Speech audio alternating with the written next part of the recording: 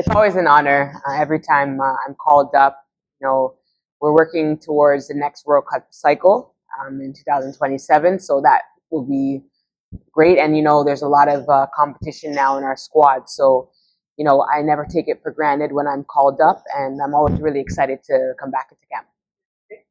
Yeah, I feel the same. I always look forward to getting called into camp, a chance to represent Jamaica, a chance to be with the girls again and play together and build towards what we're working towards. So yeah, it's been really exciting. Both of you are roommates. Do you communicate outside of the camp? Yeah, a lot. Actually, with our clubs, with our clubs and stuff, we're always in the loop of how we're doing. I think that's really important as well too, not only to be just cool in the national team environment, but also outside of that to build a friendship and a relationship. So that's been really nice, and our connection on the field is great, just like off the field. Yeah, we're constantly keeping up with each other, watching each other's games, following each other's results, checking in and stuff. It's good to have that kind of support, and it's good to have that support from somebody who you're not on the same club team with, but also watches and supports you from a little bit of a distance. So it's good. Our national team, the pool is continuously growing. How do you both hold each other accountable? It's not about being left behind, but more encouraging each other. Oh, that's a great question. I think it starts with check-ins before camp to see how we're doing, and sometimes we ask each other where we're at, mentally, physically, and emotionally, and that helps for when we're in camp, because we're able to help each other as well too if we're struggling, outside of football or in the football world. So that helps us keep each other, with it. Kayla, how does it feel to have an accountability partner in terms of sports? Yeah, I think it's really important. I think having somebody that you can talk to about sport and football, but also having somebody you can talk to about life and the stresses that come along with it is so important, because so often people that watch and support are only looking at us as footballers. So to have a friendship with somebody that also kind of sees me as a person, knows what I'm going through on the day-to-day, and can relate to that is really cool. Use one word to describe playing for Jamaica. Wow. Pride for me. Energy. When you look at the squad that we have, do you think we're heading in the right direction? From me, it is a yes. But from you, the players? I definitely think so. I think it's really cool to see the pool of players growing and the interest. People want to play with Jamaica if they can, and the people that are Jamaicans that maybe weren't born and raised there now have this desire to represent Jamaica, which I think is a really cool thing. I think us and the players that came before us have built a brand, have built a reputation that the world wants to be a part of now, whether it is to support or to play.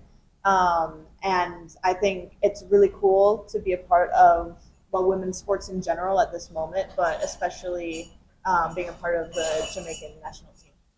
If you were to walk away from the sport tomorrow, what has been your fondest memory? The last World Cup, hands down, 2023. I think it's because almost the entire world looked at our group and were like, there's no way Jamaica's getting out of that group stage. We had Brazil, we had France, and we had Panama, all great teams. So I just feel like it was amazing because we were the underdogs going into there, but we were also a family, and we're like, you know what? Take it one game at a time. We got this, and we didn't have anything to lose. So I think it just really united the group. And it was just great vibes and great energy, and I really enjoyed myself. I thought it was a great experience overall, on and off the field. Yeah, I agree. The World Cup, I'll definitely remember that forever. I think for me, it's the little things, like the moments that we have just as players in the changing room are probably some of my favorites. Yeah. Things that I'll remember and miss once I'm no longer playing football, just the music and the dancing and the vibes that happen when it's just us together, when nobody else is watching, I think is really special and a unique experience. And one moment I actually really loved was when we tied Brazil and we made it to the next round of 16, and we all circled around, and then Den was in the middle dancing, and it was amazing. We got some really beautiful photos. It was just oh man, I'll never forget that moment. It was surreal.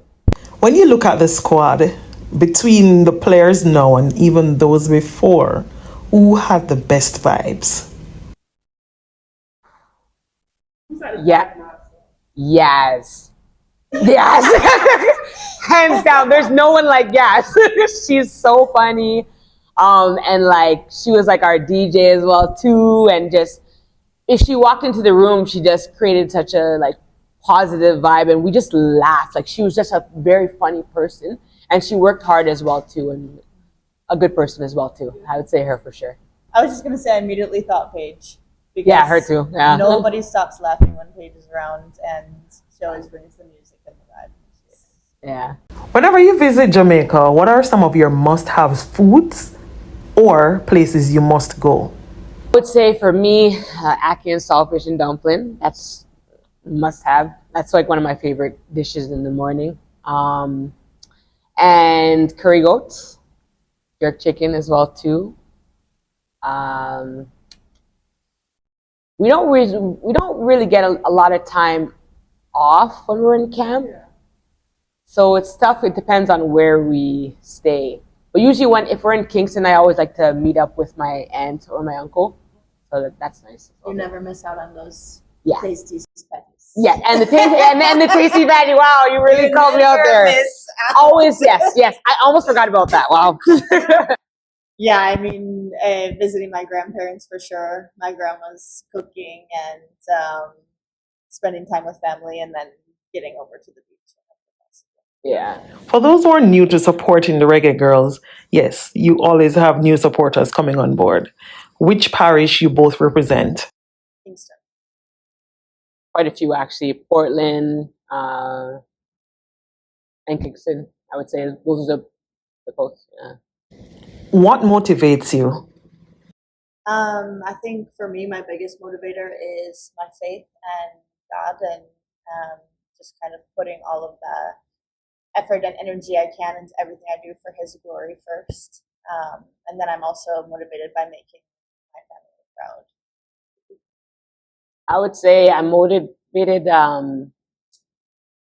by helping the younger generation, setting the tone for them. You know, there's a lot of things as women that we go through throughout our careers, and it's just like setting the standard. And you know, when we hang up our boots, creating an environment for them that's like a comforting one, where they're top and they don't have to struggle like maybe how we used to. So that's one of my top. Of course, God, he's really important in my life. You know, he's my strength and my provider.